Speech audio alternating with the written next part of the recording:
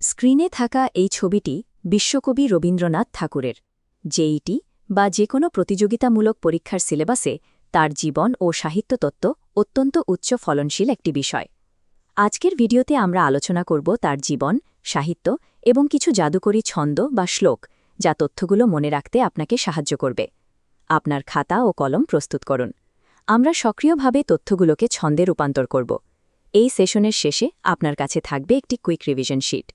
এই 7টি ছন্দ মূলত আপনার মেমরি অ্যাঙ্কার হিসেবে কাজ করবে, যা পরীক্ষার চাপের মুখে নির্দিষ্ট সাল ও নামগুলো দ্রুত মনে করতে সাহায্য করবে। তথ্যকে যখন আমরা ছন্দের কাঠামোতে সাজাই, তখন মস্তিষ্ক সেগুলোকে সাধারণ ডেটার বদলে একটি প্যাটার্ন হিসেবে গ্রহণ করে। এতে দীর্ঘমেয়াদী স্মৃতিতে তথ্যগুলো জমা থাকে। 1861 সালের 7 মে কলকাতার জোড়াসাঁকো ঠাকুরবাড়িতে রবীন্দ্রনাথ ঠাকুরের জন্ম। পিতা দেবেন্দ্রনাথ এবং মাতা সারদা দেবীর এই পুত্র ঠাকুরবাড়ির সাংস্কৃতিক বলয়ে বেড়ে ওঠেন। এই পারিবারিক পটভূমি থেকেই তিনি গড়ে তোলেন তার নিজস্ব শিক্ষাদর্শন। 1901 সালে তিনি শান্তিনিকেতনে ব্রহ্মচর্যাশ্রম এবং 1921 সালে বিশ্বভারতী বিশ্ববিদ্যালয় প্রতিষ্ঠা করেন। প্রকৃতির সাথে শিক্ষার মেলবন্ধন ঘটাতেই এই প্রাতিষ্ঠানিক উদ্যোগ।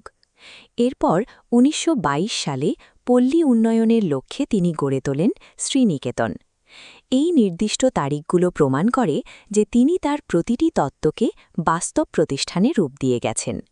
তার প্রথম প্রকাশিত কাব্যগ্রন্থ হল কবি কাহিনী, যা তিনি 1878 সালে প্রকাশ করেন। সাহিত্যচর্চায় তিনি নিয়মিত ভানুসিংহ ঠাকুর ছদ্মনামটি ব্যবহার করতেন। আপনার তালিকার প্রথম ছন্দটি লিখে নিন। রবির প্রথম কবি কাহিনী ভানুসিংহের পদে নামখানি। 1877 সালে তার প্রথম ছোট গল্প ভিখারিণী প্রকাশিত হয়। তবে তার জীবনের সবচেয়ে বড় আন্তর্জাতিক মাইলফলক হল 1913 সালের নোবেল জয়। গীতাঞ্জলির ইংরেজি অনুবাদের জন্য তিনি এই সম্মান লাভ করেন। দ্বিতীয় ছন্দটি প্রথমটির নিচে যোগ করুন।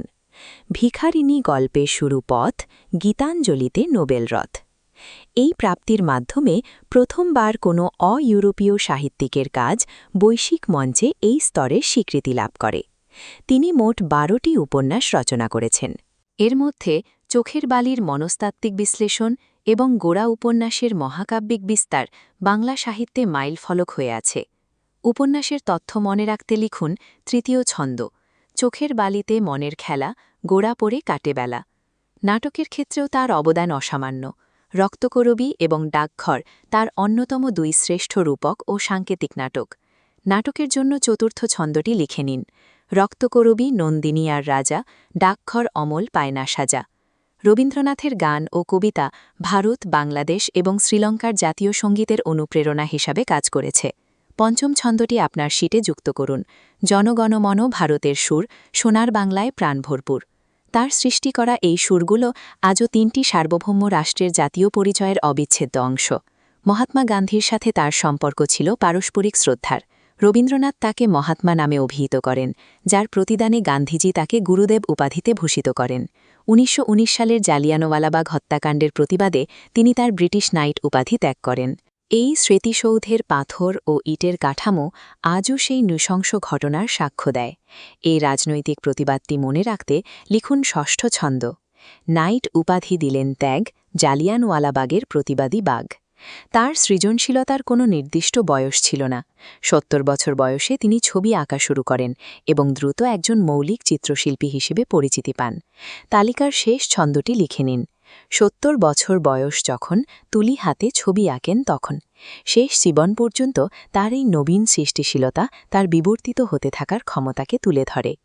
আপনার 7 ছন্দের মনেমনিক গাইডটি এখন সম্পূর্ণ। এই শিটটি নিয়মিত চর্চা করলে আপনি যে কোনো পরীক্ষার জন্য প্রস্তুত থাকবেন। 1940 সালে তিনি অক্সফোর্ড বিশ্ববিদ্যালয় থেকে সম্মানসূচক ডি.লিট লাভ করেন। এর আগে 1930 সালে বার্লিনে তিনি অ্যালবার্ট আইনস্টাইনের সাথেও সাক্ষাৎ করেন। 1941 সালের 7 আগস্ট তিনি শেষ নিঃশ্বাস ত্যাগ করেন। তার শেষ কাব্যপংক্তি ছিল, তোমার সৃষ্টির পথ রেখেছ আকীর্ণ করি। এখানে আপনার তৈরি করা সম্পূর্ণ কুইক রিভিশন শিটটি রয়েছে। এটি পুনরায় দেখে নিন এবং প্রয়োজনে লিখে ফেলুন। শান্তিনিকেতনকে প্রাতিষ্ঠানিক ভিত্তি থেকে গীতাঞ্জলির বিশ্ববিজয়। রবীন্দ্রনাথের প্রতিটি কাজ আধুনিক চিন্তাধারার একটি স্তম্ভ হয়ে আছে।